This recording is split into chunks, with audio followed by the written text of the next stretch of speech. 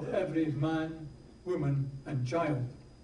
We could, I suppose, all live without oil, but none of us can live without water.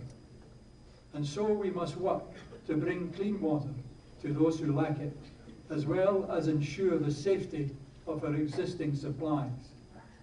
I will emphasise, as none of us can do too strongly, that water projects must encompass sanitation, because without adequate sanitation, our good work is easily undone. If Rotary is to be relevant in the 21st century, it must tackle these real problems of water, health and hunger, and literacy. I'm asking each Rotary club to take up a project in each of these areas of emphasis in the year 2009-2010. The Bible tells us that from everyone to whom much has been given, much will be required.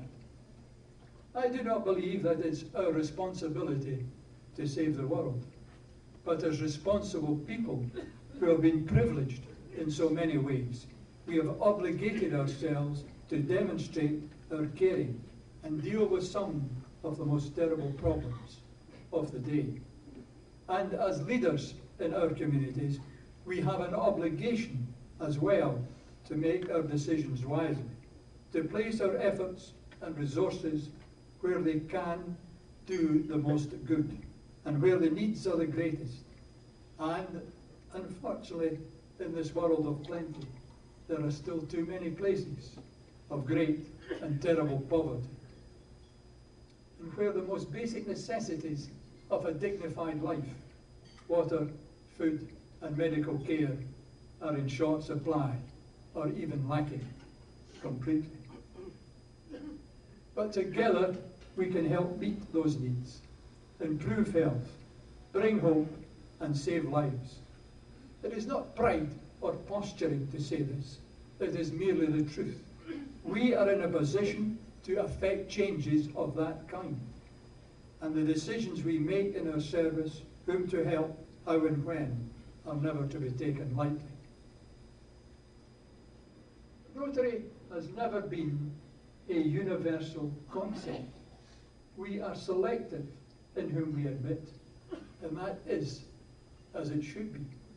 Rotarians are and must be people of a certain caliber, people with the capacity to do great deeds and the sense to do them wisely, and the strength of character to do them honestly and well. When we talk of membership, all of us must, and we must remember that the most important thing is that each club should consist of a quantity of quality. It does not profit us to bring in new members, only to have more hands. For Rotary has become what it has become, not because of our size, but because of our strengths. Rotary has blossomed for 104 years because it has served well. For Rotary is at heart about service, and we should never forget that. Every club knows its own community best and in prime responsibility to its own community. You know what your community needs, and you know how and where you can work to meet those needs. We make a commitment to live honestly and well, to help where and how we can, and to put service above self.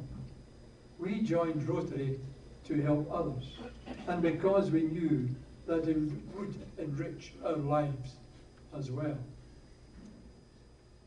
And so I ask each of you in this Rotary year not only to serve, but to enjoy your service, your clubs, and the fellowship and friendship within them.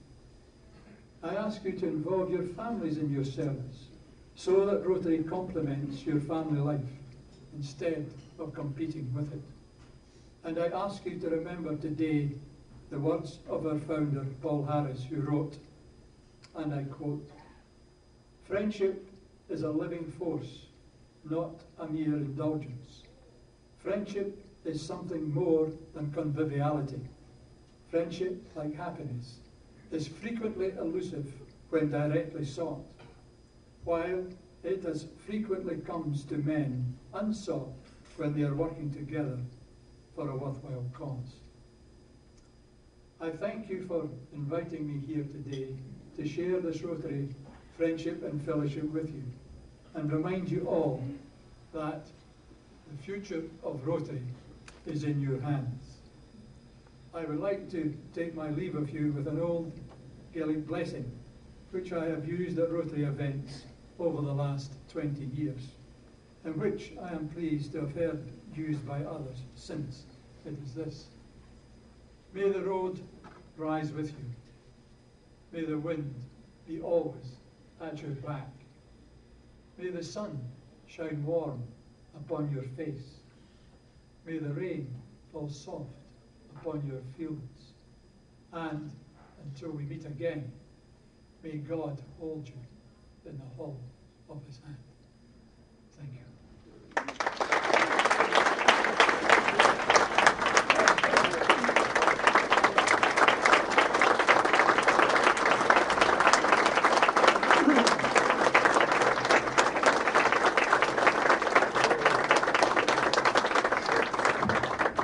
Bruce, I understand you're standing in for the President today, and as a result of that, I would like you to accept from me the Rotary International President's personal time.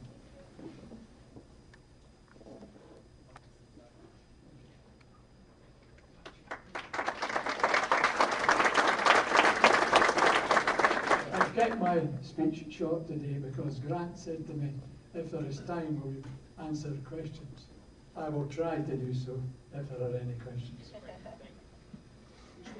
I know that there are questions, so here's one. The first one over here. From a visitor, I see. It is. What is your club? Good afternoon, President Kinney. My name is Anthony Graves, and I'm the charter president of a brand new club, the Rotary Club of Five Points Cultural District. So it's quite a pleasure to be here with you today. I wanted to ask you what your personal challenge is to new Rotarians as we go into a new age of Rotary. What advice would you give to a charter president? I say to a charter president, you're a lucky fellow, because you're the only person in your club who can ever say you were the charter president. The most important unit in Rotary, and I have emphasized this a number of times, is the club. The club is what is important. I have said that the club president is the most important person in Rotary, and I mean that. Because if it doesn't happen in the club, it just does not happen. I can tell you what the theme is.